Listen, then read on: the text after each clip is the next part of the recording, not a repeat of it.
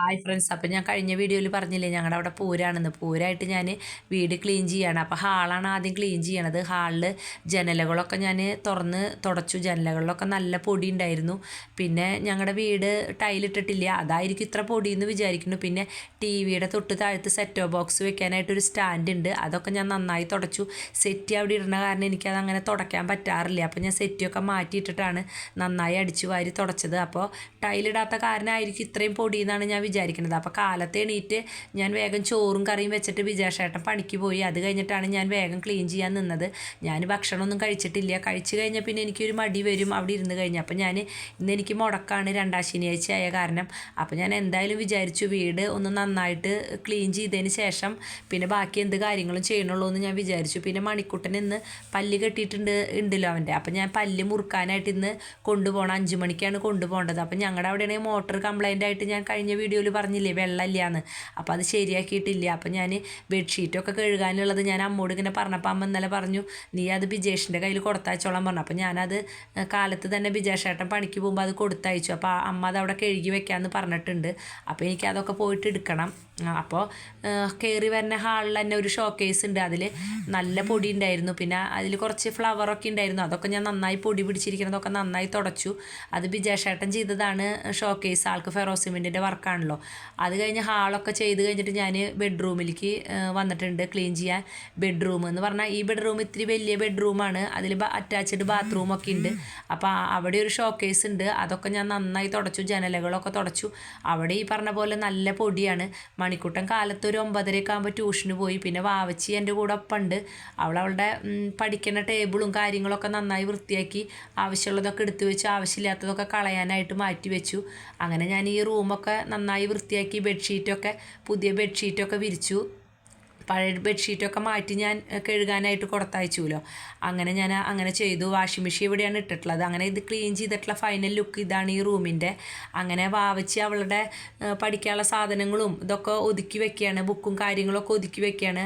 അത് കഴിഞ്ഞിട്ട് ഞാൻ പിന്നെ അടുത്ത ബെഡ്റൂമിൽ കയറി. അവിടെ ആ ബെഡ്റൂം എന്ന് പറയുമ്പോൾ അറ്റാച്ച്ഡ് ബാത്റൂമൊന്നുമില്ല, ഇത്തിരി ചെറിയ ബെഡ്റൂമാണ്. അപ്പോൾ അങ്ങനെ ഞാൻ കളയാനുള്ള തുണികളൊക്കെ മാറ്റിയിട്ടു. പിന്നെ ആവശ്യമുള്ള തുണികളൊക്കെ ഒതുക്കി വെച്ചു. അപ്പോൾ ബിജേഷേട്ടൻ്റെ ഷർട്ടും കാര്യങ്ങളൊക്കെ ഹാങ്കറും ഇട്ടിട്ട് പണിക്കൊക്കെ പോകുമ്പോൾ ഇടുന്നത് അവിടെയാണ് വെക്കുക. നല്ലതൊക്കെ ഞങ്ങളുടെ എല്ലാവരുടെയും അലമാരിയിലാണ് വെക്കുക. പിന്നെ ജോലിക്കും മക്കൾ പഠിക്കാൻ പോകുമ്പോഴുള്ളതൊക്കെ ഞാൻ അവിടെ ഷോ കേസിൽ മടക്കി ഒതുക്കി വെക്കും. അപ്പോൾ കളയാനുള്ളതൊക്കെ ഞാൻ താഴ്ത്തിട്ട് വെക്കുകയാണ്. അങ്ങനെ ഈ റൂം ക്ലീൻ ചെയ്തിട്ട് ഇതിൻ്റെ ഫൈനൽ ലുക്ക് ഇതാണ്. അപ്പോൾ അങ്ങനെ അതൊക്കെ കഴിഞ്ഞിട്ട് ഞാൻ പിന്നെ ഊണ് കഴിക്കുന്ന റൂമിൽ വന്നു. അപ്പോൾ അവിടെ എന്താ പറയുക, അവിടെ ഉണ്ട് ഒരു ഷോ കേസ്, അതിൽ കുറച്ച് പാത്രങ്ങളൊക്കെ ഉണ്ട് എനിക്ക് വീട് താമസത്തിന് കിട്ടിയിട്ടുള്ളത്. അപ്പോൾ അതൊക്കെ ഞാനിങ്ങനെ ആ ഷോ കേസിൽ ഒതുക്കി വെച്ചിട്ടുണ്ട്. അതിലൊക്കെ പൊടി പിടിച്ചിട്ടുണ്ട്. അപ്പം നന്നായിട്ട് അതൊക്കെ ഞാൻ ഇതുപോലെ കസാരയിൽ കയറി നിന്നിട്ട് എനിക്ക് എത്തണില്ല. അപ്പോൾ കസാരയിൽ കയറി നിന്നിട്ട് ഞാൻ തുടയ്ക്കുകയാണ്. അപ്പോഴേക്കും വാവച്ചി 11 മണിയാകുമ്പോൾ അവൾ പോയി, ഡാൻസിന് പോയി. പിന്നെ മണിക്കൂട്ടനും വന്നിട്ടില്ല. അപ്പം ഞാൻ മാത്രമേ ഉള്ളൂ. അപ്പോൾ ഞാൻ വാതിലൊക്കെ അടച്ചിട്ടിട്ട് നിന്ന് തുടയ്ക്കുകയാണ്. എന്താണെന്ന് വെച്ചാൽ എനിക്കൊരു 1:30 ആകുമ്പോൾ പോകണം. മണിക്കൂട്ടൻ ട്യൂഷൻ കഴിഞ്ഞ് വന്നാൽ എനിക്ക് പോകണം. എന്താണെന്ന് വെച്ച് കഴിഞ്ഞാൽ ഞാൻ പറഞ്ഞില്ലേ തുണികൾ കൊടുത്തയച്ചിട്ടുണ്ടെന്ന്. അപ്പോൾ അതൊക്കെ മടക്കി കൊണ്ടുവരണം. പിന്നെ മണിക്കൂട്ടന് 5 മണിയാകുമ്പോഴേക്കും അവിടെ പല്ല് മുറുക്കാനായിട്ട് പോകണം. പിന്നെ എനിക്ക് 1-2 കാര്യങ്ങൾ വേറെ ഉണ്ട്, അപ്പോൾ അതിനൊക്കെ കൂടി പോകണം. അപ്പോൾ ഞാനും മണിക്കൂട്ടനും വണ്ടിയുമ്പോൾ പോവും. അങ്ങനെ പോയി അവിടുത്തെ കാര്യങ്ങളൊക്കെ കഴിഞ്ഞ് വന്നിട്ട് വേണം എനിക്ക് അമ്പലത്തിൽ പോകാൻ. ഞാൻ പറഞ്ഞില്ലേ 7 ദിവസം അമ്പലത്തിൽ പരിപാടി ഉണ്ടെന്ന്. അപ്പോൾ അമ്പലത്തിൽ പോകണം. അപ്പോൾ അതിൻ്റെ ഇടയിൽ പാത്രങ്ങളും ഇതൊക്കെ ഞാൻ തുണിയൊക്കെ എടുത്ത് ഞാൻ നന്നായി തുടച്ചു. നന്നായിട്ട് പൊടി ഉണ്ടായിരുന്നു. പിന്നെ അത്യാവശ്യം ഉടയണ പാത്രങ്ങളായിരുന്നു. അപ്പം നന്നായിട്ട് അത് ശ്രദ്ധിച്ച് തന്നെ ചെയ്യണം, അല്ലെങ്കിൽ അത് കയ്യിൽ നിന്ന് വീണ് പൊട്ടുക എന്തെങ്കിലുമൊക്കെ ഉണ്ടാവും. അപ്പം അങ്ങനെ ഞാൻ എന്താ പറയുക എല്ലാതും ഒരുവിധം ക്ലീൻ ചെയ്ത് ഇതാക്കി.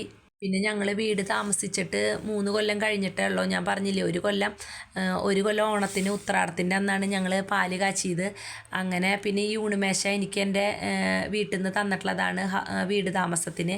അങ്ങനെ ഇതൊരു ചേച്ചി എനിക്ക് അത്രയും വേണ്ടപ്പെട്ട ഒരു ചേച്ചി തന്നിട്ടുള്ള പാത്രമാണ്. അപ്പോൾ ഇതിൽ നമ്മൾ മധുര പലഹാരങ്ങളൊക്കെ ഇട്ടിട്ട് മേശയമ്മ വെക്കാൻ പറ്റുന്ന ഒരു തരം പാത്രമാണ്. അതിപ്പോൾ നമ്മളതൊന്നും ചെയ്യില്ലല്ലോ. അപ്പോൾ ഞാനത് ഷോക്കേസിലാണ് വെച്ചിട്ടുള്ളത്. ഒക്കെ പൊടി പിടിക്കാനായിട്ട് ഇങ്ങനെ വെറുതെ ഇങ്ങനെ വെച്ച് നോക്കുകയാണ്. അപ്പോൾ ഷോക്കേസിന് ഡോറൊന്നും ഇല്ലാത്ത കാരണം നല്ലോണം പൊടിയൊക്കെ ഉണ്ടാവും. അങ്ങനെ പിന്നെ വീട്ടിലൊക്കെ ഷോക്കേസാണ്. ബിജാഷേട്ടന് ഫെറോസുമെൻറ്റിൻ്റെ വർക്കായ കാരണം ആൾ ഒരുവിധ ഷോക്കേസുകളൊക്കെ നമ്മുടെ വീട്ടിൽ പണിതിട്ടുണ്ട്. മുക്കിലും മൂലയിലൊക്കെ പണിതിട്ടുണ്ട്. അങ്ങനെ ഞാൻ മേശയുടെ അടിയിലൊക്കെ നന്നായിട്ട് മാറാല ഞണ്ടി കെടുക്കുകയായിരുന്നു.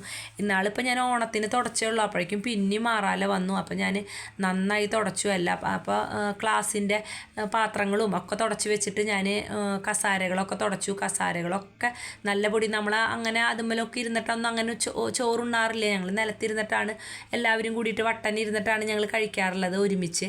അങ്ങനെ ഞാൻ ഈ കസാരകളൊക്കെ തുടച്ചു, എല്ലാ കസാരകളും തുടച്ചു. ഇനിയിപ്പോൾ പൂരത്തിന് ആരെങ്കിലുമൊക്കെ വരുന്നുണ്ടെങ്കിൽ എല്ലാവരും നമ്മൾ നിലത്തിരുന്ന് കഴിക്കണ പോലെ പറ്റില്ലല്ലോ. അപ്പോൾ എല്ലാവരും മേശയിൽ കസാരയിലിരുന്നിട്ടല്ലേ കഴിക്കുക. അപ്പോൾ ഞാൻ കസാരകളൊക്കെ നന്നായി തുടച്ചു.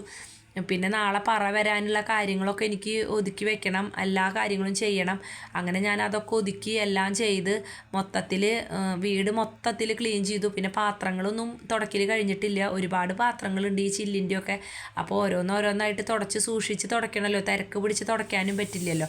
അങ്ങനെ ഞാൻ ഓരോരോ പാത്രങ്ങളായിട്ട് തുടച്ചു.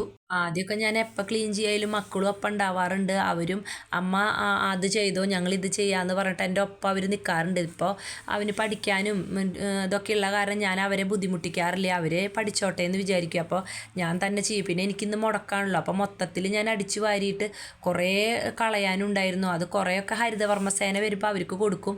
പിന്നെ കടലാസും കാര്യങ്ങളൊക്കെ നമുക്ക് കത്തിച്ച് കളയാമല്ലോ. അങ്ങനെ അതൊക്കെ ചെയ്ത് ഒരുവിധമൊക്കെ ഇതായി. പിന്നെ വാഷ് ബേസൻ അവിടെ ഊണ് കഴിക്കുന്ന റൂമിൽ തന്നെ വെച്ചിട്ടുണ്ട്. അപ്പോൾ അതൊക്കെ ഞാൻ നന്നായി ഉരച്ച് കഴുകി.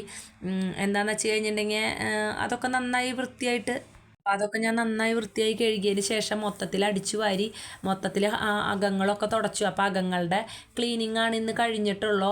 അടുക്കളയിലെ എന്താ പറയുക ഒതുക്കലും പിന്നെ പൊടി തുടക്കലൊന്നും ഇന്ന് ചെയ്യാൻ പറ്റിയിട്ടില്ല. അപ്പോൾ ഞാൻ അപ്പോഴേക്കും രണ്ടാളും വന്നിട്ടൊരു തല്ലൂട്ടൊക്കെ കഴിഞ്ഞിട്ട് കെടുക്കുകയാണ്. അപ്പോൾ അങ്ങനെ മണിക്കൂട്ടനെ ഞാൻ വിട്ടിട്ട് പരിപ്പ് വട മേടിപ്പിച്ചു. അപ്പോൾ പരിപ്പ് വട വേണമെന്ന് പറഞ്ഞിട്ട് അവൻ പറഞ്ഞപ്പോൾ എന്നാൽ പോയി വാങ്ങിച്ചിട്ട് വാന്ന് പറഞ്ഞിട്ട് പരിപ്പ് വട വാങ്ങിച്ച് അവരെന്നെ കാപ്പി ഉണ്ടാക്കി തന്നു. അപ്പോൾ ഞാനൊരു പരിപ്പ് വടയും കുറച്ച് കാപ്പിയൊക്കെ കുടിച്ചിട്ട് ഞാൻ കുറച്ച് നേരം അവിടെ ഇരുന്നു. അപ്പോൾ എനിക്ക് തോന്നി ഇനി പോവണ്ടേ, സമയം പാവില്ല വെച്ചിട്ട് ഞാൻ അടുക്കള വേറൊരു ദിവസമാണ് ക്ലീൻ ചെയ്യുക. അന്നത്തെ വീഡിയോ ഞാൻ നിങ്ങൾക്ക് ഷെയർ ചെയ്യാം. അപ്പോൾ അങ്ങനെ ഞാൻ അടുക്കളയിലെ പാത്രങ്ങളൊക്കെ കഴുകി അത്യാവശ്യം എന്നും തുടയ്ക്കണ പോലെ അടുക്കളയൊക്കെ തുടച്ചിട്ടു. അങ്ങനെ ഇത് എൻ്റെ ചേച്ചി എനിക്ക് ഹൗസ് വാമിങ്ങിന് തന്ന ഫ്രിഡ്ജാണ്.